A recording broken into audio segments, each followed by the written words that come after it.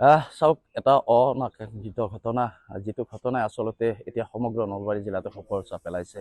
নিশাৰ ভাগত মহানগৰীৰ গেম ভিলেজৰ সমীপৰ লালমাটিত হোৱা এটা পথ দুৰ্ঘটনাত অকাল মৃত্যু সাৱটি লৈছে খগ্ৰাপাৰ থানাৰ ভাৰপ্ৰাপ্ত আৰক্ষী বিষয়া বিৰিঞ্চি দাসে। আৰু এই খবৰ বিয়পি পৰাৰ লগে লগে এতিয়া খগ্ৰাপাৰ আৰক্ষী থানাতে নহয় সমগ্ৰ খগ্ৰাপাৰ অঞ্চলৰ লগতে সমগ্ৰ নলবাৰী জিলাতে শোকৰ ছাপৰ পৰা পৰিলক্ষিত হৈছে। 2024 চনৰ ছেপ্টেম্বৰ মাহত খগ্ৰাপাৰ আৰক্ষী থানাত OC হিচাপে যোগদান কৰিছিল বিৰিঞ্চি দাসে আৰু তাৰ পিছৰ পৰাই তেওঁ ইয়াতে কৰ্তব্য সম্পাদনা কৰি আছিল।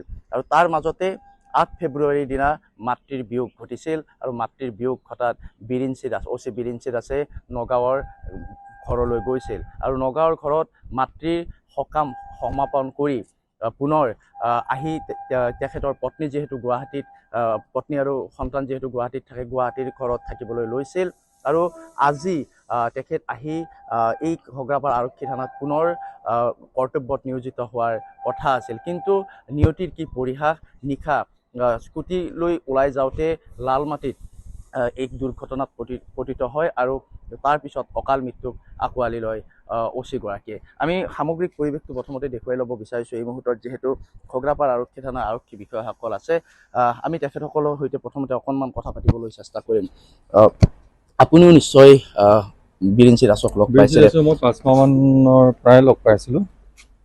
তেওঁ খগ্ৰাপাৰ থানাতে OC হিচাপে দায়িত্ব লৈ আছিলে আৰু তেওঁ থকা অৱস্থাতে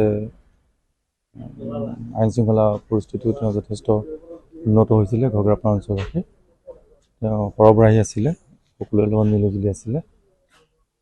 তো কালি অকস্মাত ৰাতি ঘটনাৰ খবৰটো পাই আমি শোকত নিৰ্মাণ হৈছোঁ। তো শুনামতে তেওঁ লালমাটিত গেম ভিলেজত তেওঁ পৰিয়ালসহ আছিলে, যদিও তেওঁ অৰিজিন ঘৰ নগাঁৱৰ দক্ষিণ পাটত ইয়াতে আছিলে। তো কালি ৰাতি স্কুটি লৈ ওলাই যাওঁতে দুৰ্ঘটনা সংঘটিত হৈ তেওঁ মৃত্যুমুখত পৰে বুলি জানিছোঁ। তো তেওঁৰ বিদেহী আত্মাৰ সদ্গতি কামনা কৰিলোঁ, লগতে সন্তপ্ত পৰিয়াললৈ সমবেদনা জ্ঞাপন কৰিছোঁ। নিশ্চয়কৈ আচলতে সকলো এতিয়া শোকত থিয়মান হৈ পৰা পৰিলক্ষিত হৈছে, যিহেতু খগ্ৰাপাৰ অঞ্চলৰ লোকসকলো আজিৰ তাৰিখত কিন্তু শোকত ভাঙি পৰা পৰিলক্ষিত হৈছে। মই ৰাতুল ডেকা আছোঁ, অকণমান কথা পাতিবলৈ চেষ্টা কৰিম। যিহেতু সাংবাদিকতাৰ জীৱনত আপুনি কেইবাগৰাকীও আৰক্ষী বিষয়াক লগ পাইছে, কিন্তু এগৰাকী ব্যতিক্ৰম আৰক্ষী বিষয়া আছিল বিৰিঞ্চি দাস। যেতিয়াই এই খগ্ৰাপাৰ থানাত যোগদান কৰিছিল তেতিয়াৰ পৰাই সাধাৰণ লোকৰ সৈতে একেবাৰে সুসম্পৰ্ক ৰক্ষা কৰি চলিছিল। নিশাৰ ভাগত যি দুৰ্ভাগ্যজনক খবৰ আহিল সেয়া কোনেও আচলতে সহজভাৱে মানি ল'ব পৰা নাই। অতি এগৰাকী সৎ নিষ্ঠাবান আৰক্ষী বিষয়া হিচাপে পৰিচিত খগ্ৰাপাৰ আৰক্ষীৰ ভাৰপ্ৰাপ্ত আৰক্ষী বিষয়া বিৰিঞ্চি দাসৰ অকাল মৃত্যুত আমি গভীৰ সমবেদনা জ্ঞাপন কৰিছোঁ। যে তেখেতৰ মাতৃৰ মৃত্যুৰ সকাম কৰিবলৈ যোৱাৰ পিছত আমি তেখেতক আকৌ লগ নাপালোঁ। আমি টেলিফোনত কথা পাতিছিলোঁ, মাতৃৰ বিয়োগ হ'ল, মাতৃৰ বিয়োগৰ খবৰ লৈছিলোঁ।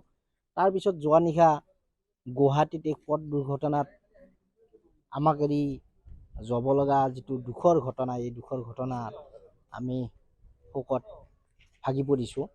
আৰু এগৰাকী সৎ আৰক্ষী বিষয়া হিচাপে মাত্ৰ 6 মাহৰ ভিতৰত খগ্ৰাপাৰ অঞ্চলৰ বিভিন্ন অনুষ্ঠান প্ৰতিষ্ঠান ব্যক্তিসকলৰ লগত একলগ হৈ খগ্ৰাপাৰ থানাৰ বিভিন্ন কাম কাজ পৰিচালনা কৰি তেওঁ ৰাইজৰ মৰম বুটলিবলৈ সক্ষম হৈছিল। আমি বিভিন্নজন আৰক্ষীক লগ পাওঁ বা বিভিন্নজন আৰক্ষী বিষয়াক লগ পাওঁ, তাৰ ভিতৰত এগৰাকী সফল বা ব্যতিক্ৰম ধৰ্মী আৰক্ষী বিষয়া হিচাপে বিৰিঞ্চি দাসক আমি লগ পাইছিলোঁ। তেখেতৰ মৃত্যুত আমি বৃহত্তৰ খগ্ৰাপাৰ অঞ্চলৰ ৰাইজ শোকত ভাগি পৰিছোঁ। তেখেতৰ বিদেহী আত্মাৰ চিৰসন্তান কামনা কৰিছোঁ আৰু কণমানি যিগৰাকী ছোৱালী সন্তান আৰু পত্নী পিতৃক সমবেদনা জ্ঞাপন কৰিছোঁ।